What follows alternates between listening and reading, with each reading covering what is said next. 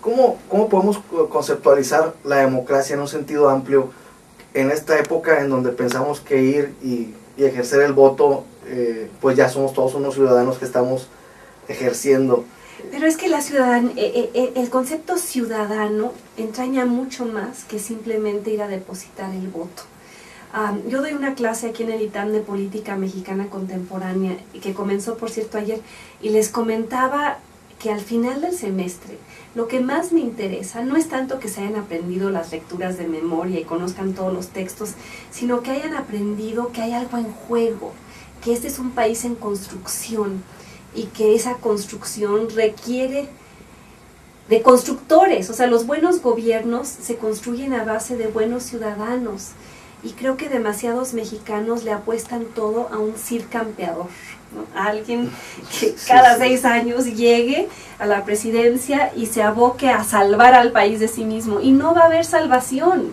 O sea, ¿cuántos no le gritaron a Vicente Fox ahí en el Ángel de la Independencia la noche que ganó la elección, no nos falles? Y se sorprendieron cuando les falló. O sea, la responsabilidad no es solo de él, no era solo de él, era también nuestra. Y ser buen ciudadano implica muchas cosas, implica, yo les digo a mis alumnos, vivir con las antenas paraditas, ¿no? Y tener la antena parada es estar siempre consciente de lo que está pasando, cuáles son los problemas, cuáles son las luchas que hay que dar, y uno las escoge. O sea, yo he escogido, por ejemplo, en este momento, luchar contra la llamada Torre del Bicentenario, porque implica una tergiversación de todas las normas de desarrollo urbano, implica diluir la calidad democrática en la Ciudad de México, cuando un constructor privado puede sacar leyes a modo y lograr que la Asamblea Legislativa las avale, cuando se va a construir algo que va a dañar la calidad de vida en la ciudad, no solo en la colonia en la que vivimos. Y como esa causa, puedo enlistar 100 que atañen a muchas personas que me están viendo, ya sea en Coahuila, ya sea en la Ciudad de México, desde una decisión arbitraria de un gobernador, de un presidente municipal, hasta mentiras dichas por un líder político o un partido, hasta movilizar a la sociedad en favor de algo o en contra de algo. Los países que funcionan tienen capital social muy grueso, muy denso, y eso implica que hay personas que todos los días participan de una manera o de otra en una organización civil, cívica, vecinal, de mujeres, de jóvenes. Y ser buen ciudadano implica dar parte del tiempo de uno sin recibir en realidad nada a cambio más que la satisfacción de entender que México no es el país de los congresistas, ni de los diputados, ni solo del presidente, ni de los partidos, ni de los empresarios, que es el país de uno, es el país nuestro. Yo siempre digo que muchos mexicanos ven a su país como un carro rentado, ¿no? Y nadie nunca lava un carro rentado, nadie lo sacude, nadie lo encera, nadie lo lleva a revisión, nadie lo cuida. Lo maltratamos porque pensamos que no es nuestro. Pero si partes de la perspectiva de que este país es tuyo. Yo, por ejemplo, estoy casada con un canadiense. Él creció en un lugar con un capital social muy denso, con ciudadanos participativos. Él sale a correr todas las mañanas con una bolsa de basura y va recogiendo la basura que se encuentra. Vivimos cerca del bosque de Chapultepec, porque le enseñaron en su país que los espacios públicos eran responsabilidad de todos. Él, ni siquiera siendo ciudadano, siente que el bosque es suyo, que la colonia es suya. Y ese sentido de apropiación, de cuidar lo que es tuyo, creo que es un ingrediente esencial de la ciudadanía participativa. Y cambiando un poquito de tema, ¿cuáles serían los problemas que ve la doctora Denise Dresser más importantes del país en este, que bueno, el electoral que lo acabamos de abordar, algunos otros que usted palpe que son de inmediata atención?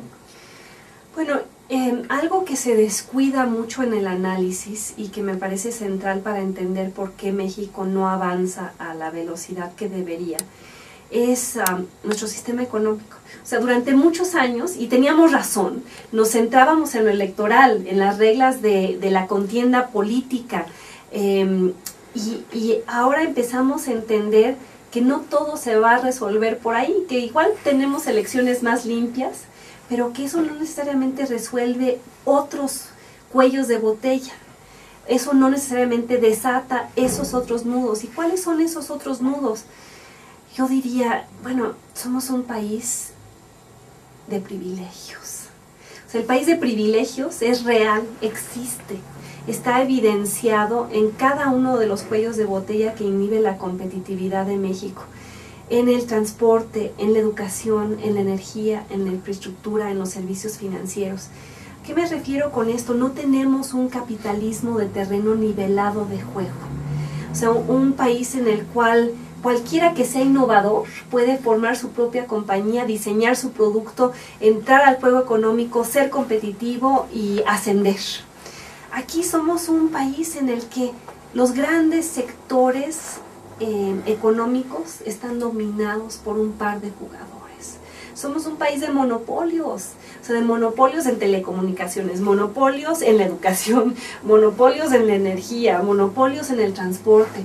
Y eso significa que esos grandes jugadores dominantes extraen rentas de la población, ya sea a través de las cuentas telefónicas, a través de lo que se paga en las casetas, a través de lo que solíamos pagar por viajar en avión, por ejemplo, y ahora afortunadamente comienza a haber líneas de bajo costo que hacen más competitivo el mercado.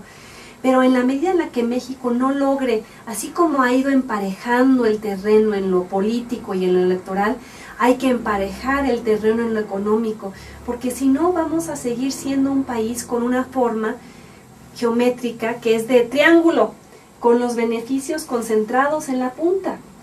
De lo que se trata en realidad es cambiar la forma geométrica de México para volver al país un rombo. ¿Y qué significa eso? Un país con una amplia clase media, formada por mexicanos educados, competitivos, meritocráticos, participativos, porque el país les permite serlo. Se lo vemos con los 400,000 mexicanos que cruzan la frontera anualmente. Eso que ya ni siquiera es migración, es lo que éxodo lo llama Carlos Fuentes. Bueno, podemos seguir grabando, ¿verdad? Sí, el público entenderá que nos está dando una llamada. Esos mexicanos se van porque no encuentran en su propio país las condiciones que les permita ser educados, competitivos, meritocráticos. No existen las condiciones de movilidad social necesaria.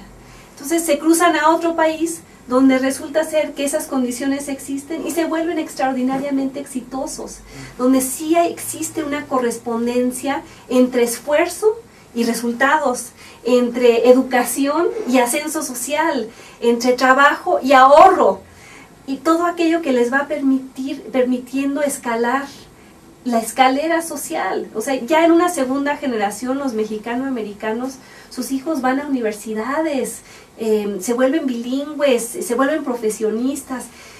México es un país donde el hijo de un obrero tiene solo el 10% de probabilidades de convertirse en profesionista, donde nacer en la pobreza en la mayor parte de los casos significa morir en ella. Y si no nos abocamos a crear las condiciones que le permitan a los mexicanos ascender, pues vamos a seguir siendo un país en el que 20 millones de personas, o sea, es algo que a mí por las noches no me deja dormir. No entiendo cómo tantos otros duermen tan tranquilos, sabiendo que hay 20 millones de mexicanos que viven con menos de 20 pesos al